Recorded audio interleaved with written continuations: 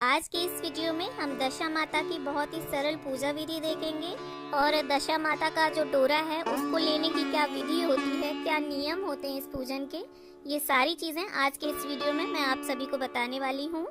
तो देखिए, दशा माता का जो व्रत है वो चैत्र मास के कृष्ण पक्ष की 10वीं तिथि को किया जाता है और इसकी पूजा मुख्य रूप से पीपल के पेड़ के नीचे बैठकर ही की जाती है और पीपल के पेड़ के नीचे ही बैठकर इसका डोरा बनाया जाता है। तो देखिए, जब भी हम किसी देव वृक्ष का पूजन करते हैं तो पूजा से पहले देव वृक्ष को सींचना आवश्यक होता है। तो देखिए, इस तरह से हमें एक तांबे का या पीतल का लोटा ले लेना है और उसमें जल ले लें आप। और मैं यहाँ एक मंदिर में आई हूँ, यहीं पर पीपल का वृक्ष है तो मैं यहीं पर पूजा करने वाली हूँ। अगर आप ऐसी जगह जा रहे हैं पूजन के लिए जहाँ पानी की व्यवस्था नहीं है तब आप घर से ही पूजा के लिए जल लेकर आएं। इसके बाद देखिए, सबसे पहले हम थोड़ा सा जल सींच देंगे पीपल के वृक्ष में और यहीं पर हम पूजा करने वाले हैं। तो जगह को मैंने पहले ही थोड़ा साफ सुथरा कर लिया है और इस तरह देखिए, पानी से थोड़ा सा साफ सुथरा कर लेने के बाद मैं यहाँ पर हल्दी से स्वास्तिक बना रही हूँ। आप चाहें तो हल्दी से थोड़ा लीप लें और गेहूं के आटे से भी स्वास्तिक बना सकते हैं। और किसी भी पूजन को शुरू करने से पहले हमें स्वास्तिक या कोई भी मंगल चिन्ह बना लेना चाहिए क्योंकि काफी शुभ रहता है ये। तो देखिए, दशा माता का जो व्रत पूजन है वो मुख्य रूप से दशमी के दिन ही किया जाता है, लेकिन बहुत से लोग 10 दिन तक इसकी पूजा करते हैं। तो होलिका दहन के अगले दिन से वो चालू हो जाती है और दशमी तिथि तक पूजन फिर चलता है। तो इस तरह से देखिए, स्वास्तिक बना लेंगे हम और उसके ऊपर आप थोड़ी रोली डाल दें, अक्षत डाल दें और इसके बाद थोड़े गेहूं डाल दें क्योंकि दशा माता की जो पूजा है उसमें गेहूं का बहुत महत्व होता है। और फिर इस तरह से देखिए, हम दीपक प्रज्वलित कर लेंगे और इसके बाद अपनी पूजा जो है उसको प्रारंभ करेंगे। और दशा माता की पूजा में पीपल के पत्तों का विशेष महत्व होता है और इसीलिए पीपल के पेड़ के नीचे बैठकर इनका पूजन होता है। तो आप ये जो पत्ते हैं ये एक दिन पहले तोड़ लें, उस दिन आप पत्ते ना तोड़ें जिस दिन पूजन करें। दशा माता का जो व्रत पूजन है उसे सुहागिन स्त्रियां अपने घर की दशा सुधारने के लिए करती हैं और इस व्रत को करने से घर की दरिद्रता दूर होती है, घर में सुख समृद्धि आती है और यदि दशा अच्छी है तो और अच्छी करने के लिए भी यह पूजन किया जाता है।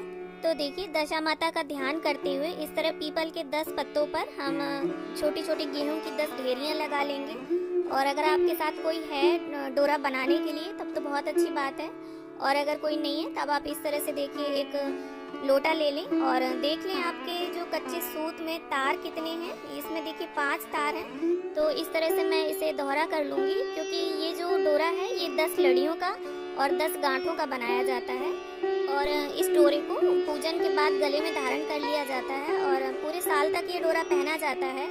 और अगर आप पूरे साल नहीं पहन सकते हैं तो कम से कम अगर 10 दिन की पूजा बिठाते हैं आप तो 10 दिन इसे धारण करके रखें और अगर 10वीं के दिन पहनते हैं तो इसे कम से कम 11 दिन पहने और किसी अच्छे वार में इसे उतार कर अपनी अलमारी में या पूजा के मंदिर वगैरह में आप डिब्बी में किसी में रख लें। तो देखिए, इस तरह से डोरा तैयार करने के बाद हम उसे हल्दी में डुबो लेंगे या आप पाउडर हल्दी का पेस्ट बनाकर उसे डुबो सकते हैं, या अगर आपको लग रहा है कि पाउडर हल्दी में मिलावट होती है तो आप हल्दी की गांठ का भी घिस कर पेस्ट बना लें और फिर इस डोरे को डुबो सकते हैं। और इस डोरे को हमें यहीं पूजा में रखना होता है। पूजा के दौरान आप इस डोरे को पीपल के पत्ते पर इस तरह यहीं पूजा में रख लें और पूजा के बाद जब आप इस डोरे को धारण करेंगे तो इसमें आप लॉकेट या छल्ला कुछ भी डाल लें, खाली इसको ना पहने। और इस तरह से देखिए, पीपल पर हमें 10-10 टिक्कियां लगानी होती हैं दशा माता के नाम की, रोली की, मेहंदी की, काजल की 10-10 टिक्कियां आप रख लें। और ये जो 10-10 टिक्कियां हैं इन्हें ही दशा माता का स्वरूप समझकर पूजन किया जाता है। और किसी किसी के यहाँ पर हल्दी, रोली और घी के थापे भी लगाए जाते हैं। तो देखिए, अगर आप किसी कारणवश पीपल के पेड़ के पास आकर इस पूजन को नहीं कर सकते हैं तो घर पर भी आप इसी विधि से पूजा कर सकते हैं। इसके बाद कम से कम 5 आप सुहाग की सामग्री अर्पित करें, उसमें मेहंदी, काजल और रोली जरूर होनी चाहिए। और इसके बाद गेहूं के आटे से बना कोई भी मीठा आप भोग में समर्पित कर दें। यहाँ पर मैंने गेहूं के आटे से बनी लापसी रखी है और इस तरह से आपको 10 सिक्के लेने हैं और इन्हें भी यहीं आप रख लें। और इस तरह से देखिए, इन्हें पानी से इस तरह से घुमाते हुए मिनस लेंगे हम। और ये जो है ये आपको अपनी सासू माँ को देना है, इसमें आप और भी चीज़ें ऐड कर सकते हैं। और इसके बाद यहाँ पर मैंने गुड़ और बताशे का भोग रखा है। आप चाहें तो लापसी की जगह पर मीठी पूड़ी बना सकते हैं, गुलगुले बना सकते हैं। और इसके बाद इस तरह से हाथ में 10 गेहूं के दाने लेकर हम कथा पढ़ लेंगे या सुन लेंगे और जो 10 दिन की पूजा बिठाते हैं वो पहले दिन 10 कहानियाँ पढ़ते हैं और दूसरे दिन से लेकर 9वें दिन तक 7 कहानियाँ पढ़ी जाती हैं और 10वें दिन यानी लास्ट जो दिन होता है उस दिन वापस से 10 कहानियाँ पढ़ी जाती हैं। और कथा संपन्न होने के बाद ये दाने हम यहीं पीपल की जड़ में छोड़ देंगे और इसके बाद गणपति जी का ध्यान करते हुए, दशा माता का ध्यान करते हुए हम धूप से, दीप से आरती उतार लेंगे। तो देखिए, जब तक आप दशा माता का पूजन करते हैं, चाहे आप 10 दिन का पूजन करें या दशमी वाले दिन आप पूजा करें, इन दिनों के अंतराल में ना तो आप किसी को उधार दें और ना ही किसी से उधार लें। और जहाँ पर भी आप पूजा करने आए हैं, अगर आपके पास पूजा सामग्री वो नहीं है तो बिना आप उस पूजा सामग्री के ही पूजा कर लें, किसी से वो पूजा सामग्री ना लें।